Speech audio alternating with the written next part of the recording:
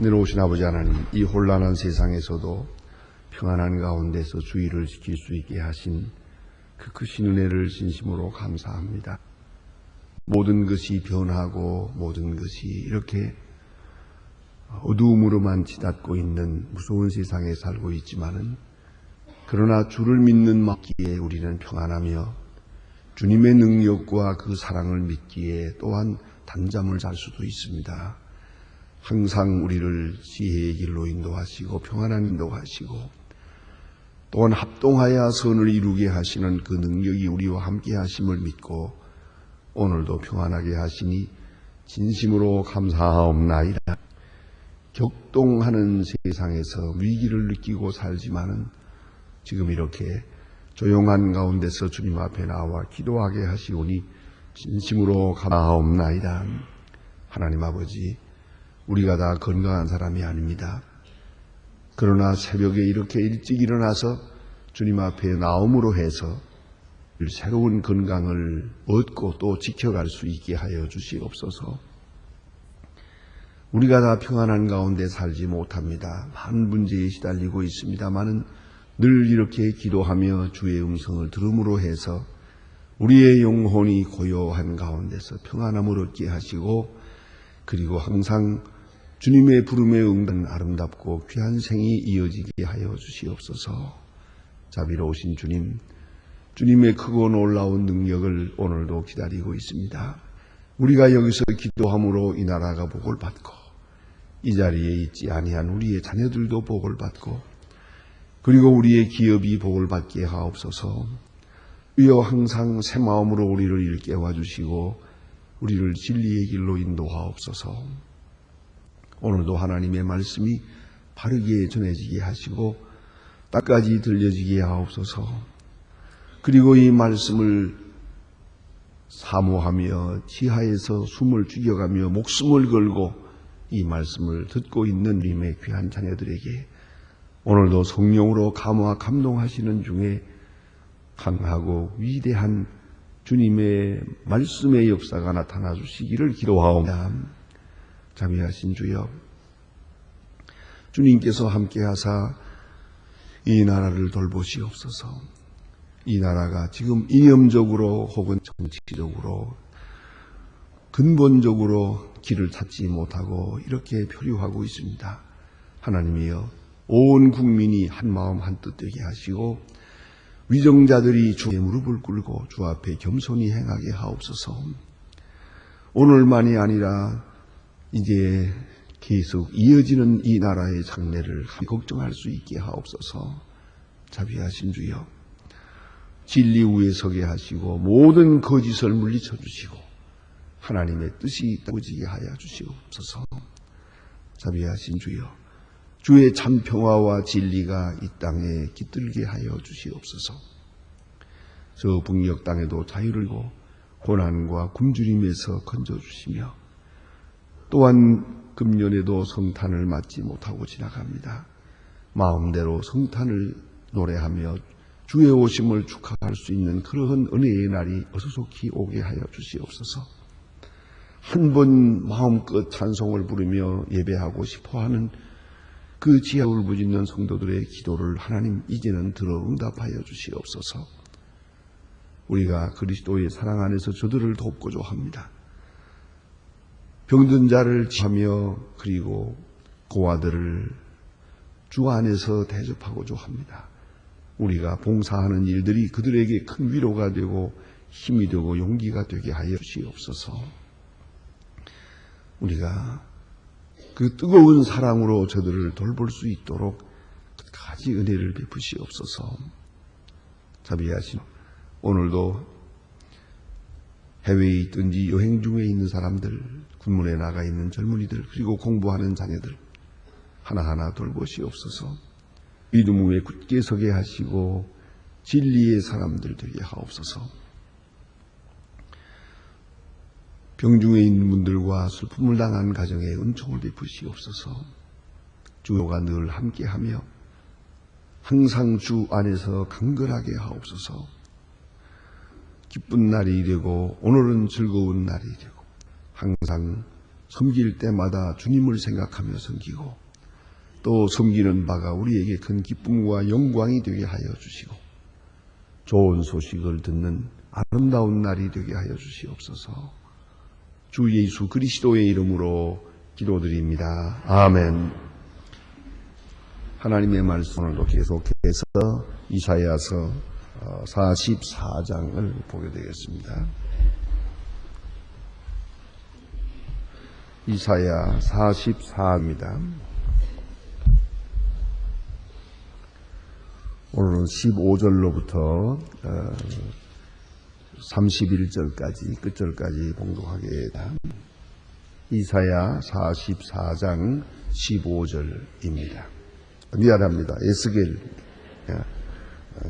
그런 줄 알면 됩니다. 에스겔 44장 15절로부터 끝절까지 봉독하게 되겠습니다. 지금 다 같이 시작합니다.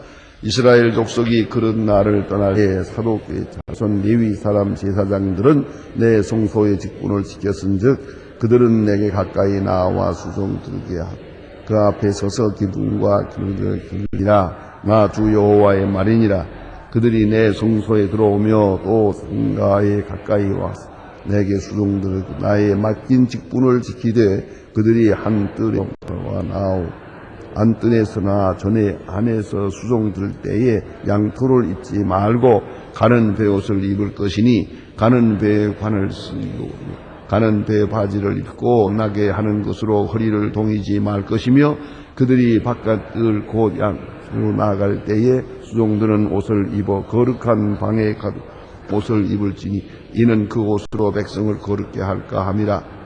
그들은 또 머리를 밀지 말며 머리털을 길게 자라게도 말고 그 머리를 깎기만 할 것이며 아무 사장이든지 안뜰에서 포도주를 마시지 말 것이며 과부나 이혼한 여인에게 장가들지 말고 오직 이스라엘 족속이나 처녀나 혹시 제사장과 과부에게 장가들 것이며 내 백성의 거룩한 것과 속된 것의 구별을 가르치며 부정한 것과 정한 것을 분별하게 하니 성산을 그의 계단에 내 규례를 잘 내 정든 내 법도를 유예를 지킬 것이며 내 안식일을 거룩히 할 것이며 애를 가까이 할 스스로 더럽히지 못하게 할 것이며 부모나 자녀나 형제나 시까지 아니한 자매를 위하여서는 더럽힐 수 있습니다.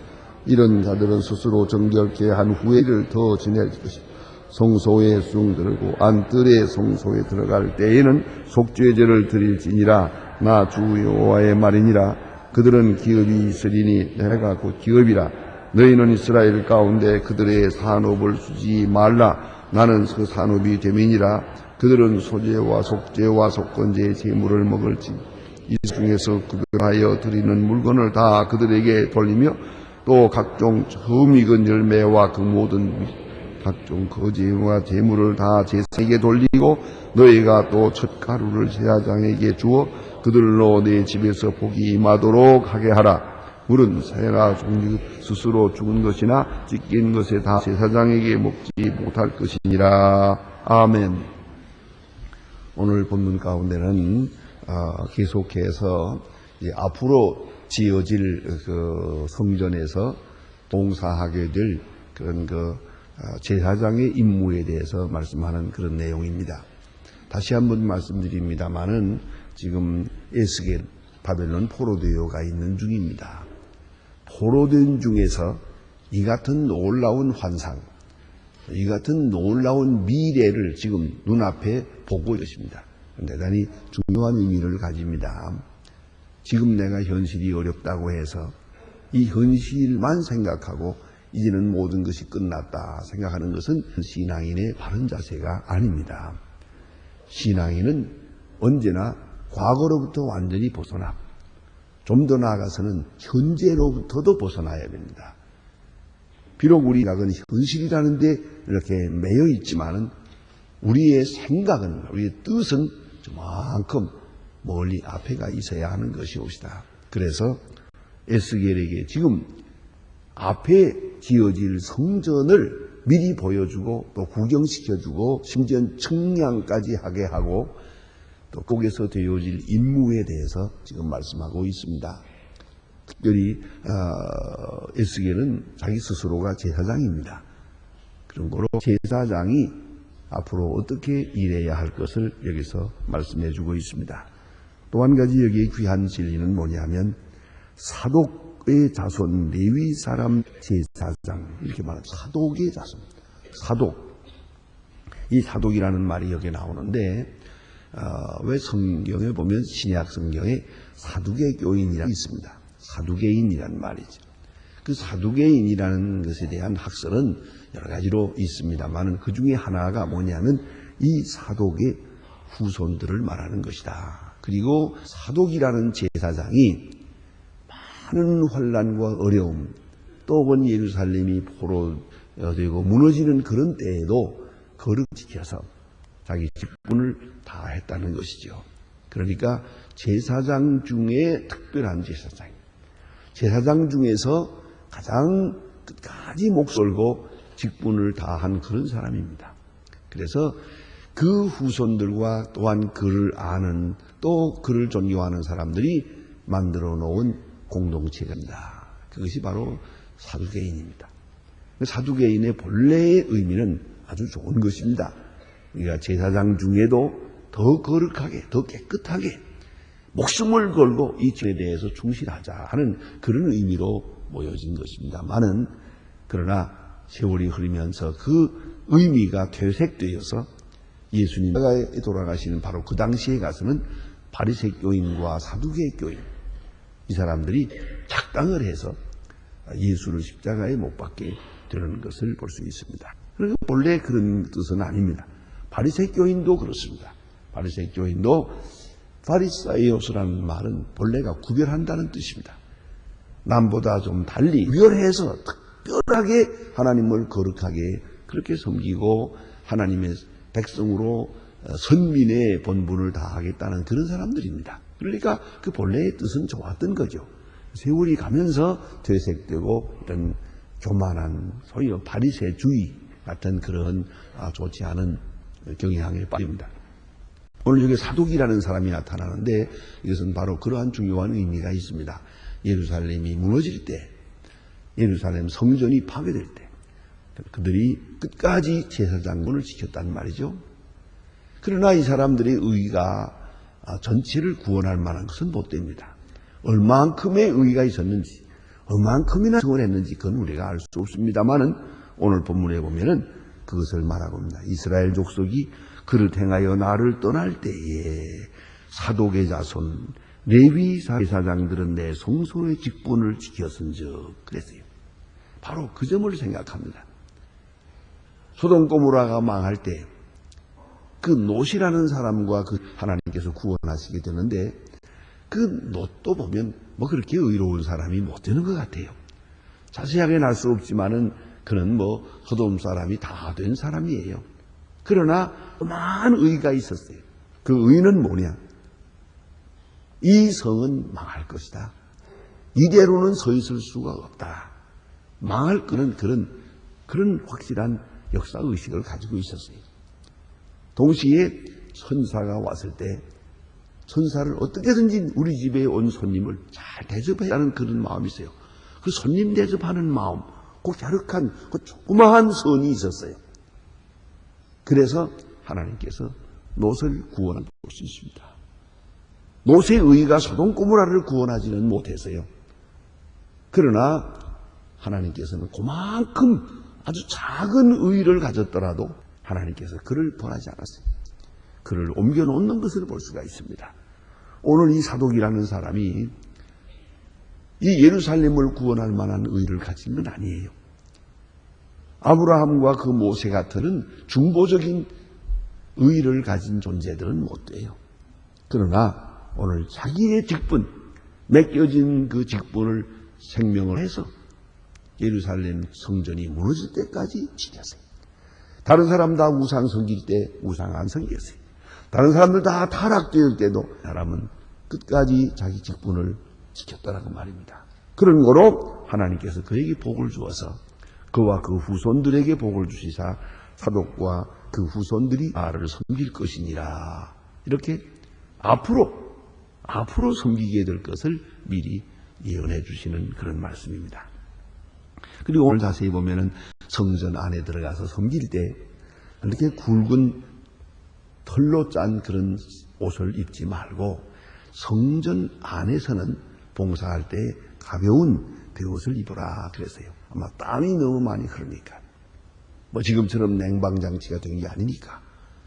제사장이 일할 때 너무 땀을 많이 흘리게 되니까 그것을 하나님께서 돌보고 그 배려하신 것 같아요. 그래서 가는 배실로 짠 옷을 입어라. 그리고 다시 나와서 백성들에게는 이 옷은 벗고 그리고 일반적인 털옷을 입도록 하라. 이렇게 그 시종 드는 사람들의 그 편리를 도모해 주신 걸 볼 수가 있습니다.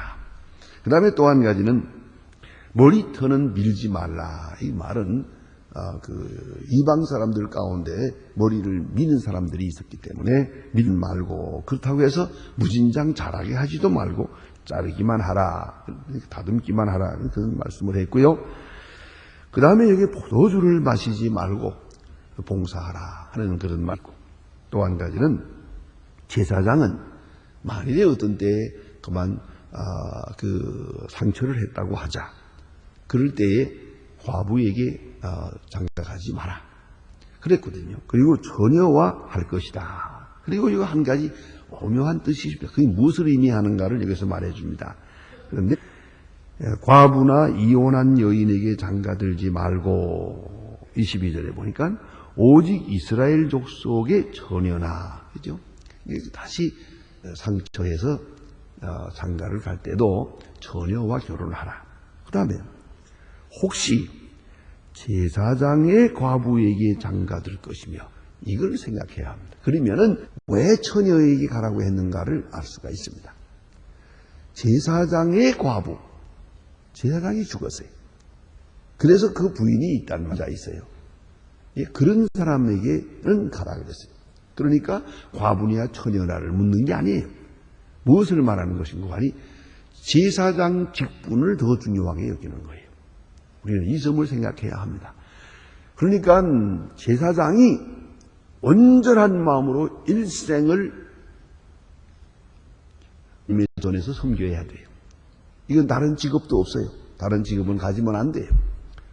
오로지 하나님의 성전에서 섬기는 것이 기업입니다. 전문으로, 전적으로 한평생 하나님의 집에서 제사장 일을 위해서 섬길 것이요. 자, 그러기 위해서 그걸 해나가는데 가정이 있습니다. 그러면 이 가정을 섬기는 그 부인도 한평생 제사장과 함께 해야 되는 거죠. 제사장 직무에 온전한 마음으로 같은 뜻을 가져야 한다는 것이죠. 같은 뜻을. 이게 아주 중요한 것입니다. 자, 남편은 교회를 섬기는데 아내는 딴 일을 해서는 안 된다는 거예요. 온 집안이 다 같이 그 아내나 남이나 제사장 직무에 대하여만 충실할 것이다. 그런 거로 다른 직업을 가졌던 사람, 그런 여자는 제사장의 아내가 되었던 사람은 좋다 그래요. 그게 무엇을 의미하는 거 아니? 그 부인까지도 전적으로 한평 제사를 섬기는, 성전을 섬기는 사람이 되어야 한다 하는 것을 말하는 것이었다. 그러니까 제사장은 자기의 사생활보다도 하나님의 일, 하나뿐, 이것이 먼저예요. 우선된다는 걸 알아야 돼요. 이것이 아주 중요한 일입니다. 때때로 우리 교회 이는 사람들, 목사들 가운데서도 그 부인이 이렇게 목사 직분에 대하여 그 하는 일을 못마땅하게 여기는 사람이 있어요. 그래서 마음이 둘이 되고 교회가 아주 어지러워지고 그런 일들이 많이 있습니다. 그러니까 같은 목사고 같은 신학을 하지 않았다 하더라도 교회를 섬기는 마음, 교회를 봉사하는 마음에 있어서는 꼭 같은 전적으로 전념해서 섬기는 그러한 가정 식구가 되어야 된다 하는 그런 의미가 여기에 있습니다. 우리나라는 그런 일이 없습니다만은 외국에는요. 이래서 교역자들 가운데 이혼하는 일이 참 많아요. 아주 참 놀랍게도요 40%나 됩니다. 왜 그러냐? 그 부인이 교역자의 세계를 이해하지 못하는 거예요. 당신이 이 목사의 직분을 면 살겠대요. 그러나 목사의 직분을 교회를 섬기는 일을 계속한다면 나는 못 살겠대요. 그럼 어떡하겠어요? 자, 이제 아내를 택해야 됩니까? 교회를 택해야 됩니까? 그런데 문제가 되는 거예요. 그래서 부득불 그러면 나는 가정보다도 교회가 먼저니까 그럴 수밖에 없다. 그래서 이 목사의 부인되는 것을 못 참는 사람은 가는 것이죠.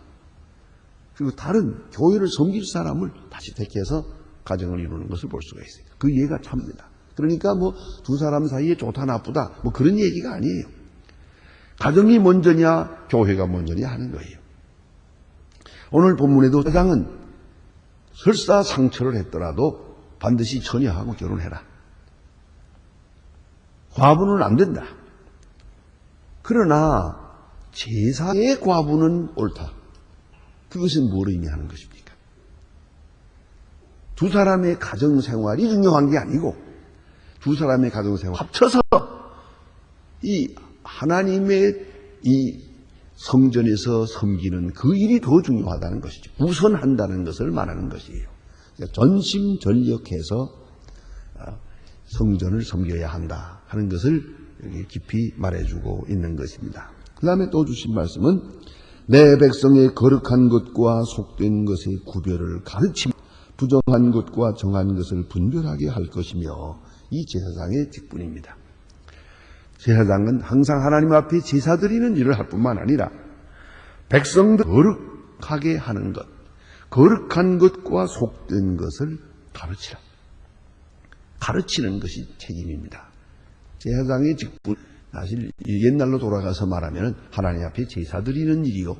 동시에 그 많은 백성들의 병을 치료하는 일도 했습니다. 그래서 치유적 사명도 있었습니다. 그래서 이제 문둥병이 걸리든가 하면 그것을 진단하고 판단하는 것이 제사장의 책임입니다. 그것이 있고요. 또 지금 백성들에게 율법을 가르치는 일도 했습니다. 이건 서기관이 하는 일입니다만은 제사장도 많이 했습니다. 그래서 성전에서 가르쳤다는 말이 제사장들이 가르침을 말하는 것입니다. 뭘 가르치냐? 오늘 본문에 보는 대로 거룩한 것과 속된 것, 그것을 분별하는 것입니다. 그래서 예컨대 안식일에 무엇은 할 수 있고 무엇은 할 수 없다. 그 제사장이 가르치는 건 그게 사두개 교인들의 전문입니다. 그게. 그래서 이런 것은 해도 되고 저런 것은 안 된다. 뭐 가령 예를 들면 우리가 무엇을 간다고 하자. 그러면 어느 정도 들고 갈 수 있겠느냐? 또 우리가 안식일이라고 가만히 앉아있을 수는 없잖아요. 걷거든요. 걷게 되면 어느 정도 걸을 수 있느냐? 그래서 성경에 보면 나오죠. 안식일에 알맞은 거리라는 말이 나와요. 예? 안식일에도 우리가 걸음을 걸어야 되는데 얼마나 걸어야 되겠나? 예? 알맞은 거리가 있는 거예요. 가르치는 것이죠. 이것이 제사장이 판단하는 것이요. 그래서 이런 것은 옳고 이런 것은 옳지 않다. 그러세요. 여기 아주 재미있는 얘기가 하나 있습니다. 이제 미국에서 된 얘기인데 어느 시골 교회, 아주 시골 교회가 있는데 목사님을 모시지 못했어요. 그래서 어느 신학생이 주일날마다 와서 설교하고 갔어요. 그런 교회가 있는데 어느 날 눈이 많이 오고 강이 얼어붙었어요. 이 차가 다니질 못해요. 그래서 예배 시간이 다 돼가는데 이거 큰일 났어요. 전도사님이 오시질 못하는 거예요. 이거 어떡하는 걸까 하고 보니까 저기서 스케이트를 타고 오는 거예요. 강 위를 스케이트를 타고 이 교회로 오는 거예요. 이 예배를 드린 다음에 당회가 모여가지고 지금 문제가 됐어요. 뭐 전도사가 스케이트를 타고 다니는데 이거는 안식일을 범한다. 이건 문제가 된다. 그래가지고 전도사를 파면하려고 그랬어요. 그럴 때 아주 지혜가 있는 장로님 한 분이 말했어요. 내가 전도사님에게 좀 물어볼게요. 스케이트를 타고 올 때 기분이 좋습니까? 힘드십니까? 하고 물어봤어요. 아주 힘들었습니다. 그러면 됐습니다. 그건 오락이 아니었으니까. 그래서 무사히 넘어갔다 그래요. 자, 이제 우리가 안식일에 어떤 일을 해야 되느냐. 이걸 생각해요. 예수님은 그래서 안식일을 놀라고 하지 않았어요. 일하라 그랬어요. 오히려 어떤 일을 하느냐. 환자를 돌 선한 일을 하라 그랬어요. 환자를 방문하고 선한 일 하는 것은 오히려 그것이 안식일을 지키는 거예요. 그러면 어떻게 하는 게 안식일을 지키는 것이고 어떻게 하는 안식일을 범하는 것이냐. 거룩함과 속된 것, 이 판단을, 이 규범을 만들고 가르치는 것이 바로 제사장의 책임이에요.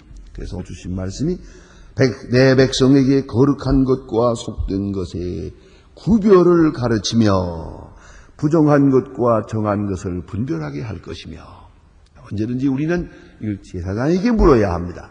그리고 제사장은 이것을 판결을 해야 됩니다.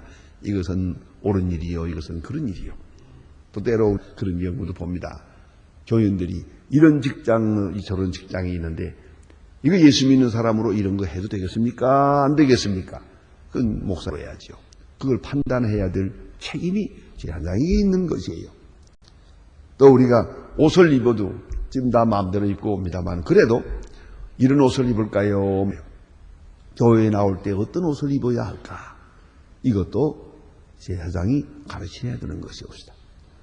특별히 우리가 가지는 생각, 우리의 가지는 생활 전체를 그리스도인으로서 합당하게 살아야 할 길이 무엇인지 그것을 가르치는 것이, 그것이 바로 제사장의 책임이다 하는 말입니다. 그게 주신 맨 마지막에 있는 말씀 하나 있는데 잘 깊이 새겨 들으시면 좋겠습니다. 30절에 보세요. 또 각종 처음 익은 열과 내 모든 예물 중에 각종 거제 제물을 다 제사장에게 돌리고, 또 너희가 첫 밀가루를 제사장에게 주어 그들로 내 집에 복이 임하도록 하게 하라. 아주 중요한 말입니다. 제사장은 직업이 없습니다. 직업을 가져서는 안 됩니다. 오늘 성경 말씀에 분명히 그의 산업은 나 자신이다. 내가 그의 산업이다. 하나님 앞에 제사 드리는 제물, 그 불태워 드리고 남는 것, 그런 것들을 저들은 먹고 삽니다. 제사장은 직업이 없습니다. 그런데 오늘 여기 보니까 각종 처음 익은 열매를 하나님께 바쳐라. 그건 하나님께 바치는 거예요. 어디까지나. 하나님께 바치는 것. 처음 익은 열매 깨끗하고 귀한 것을 11조를 하나님께 바쳐요. 이렇게 바쳐, 그거 보니까 첫 밀가루도 첫 것, 좋은 것을 하나님께 바쳐라. 그 제사장으로 하여금 그것을 먹게 하라. 그리고 내 집에 복이 임하도록 하라.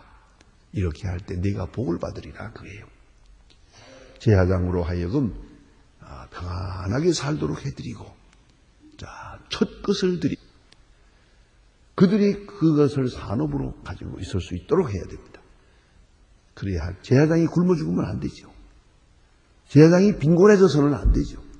제사 드리는 물건이 없어지면 이 사람들은 굶어 죽어요. 이런 일이 없도록 하라. 첫 것으로 그들을 대접하라. 그리하여 내 집에 복이 임하도록 하라. 대단히 중요한 말씀이옵시다. 기도하십시다.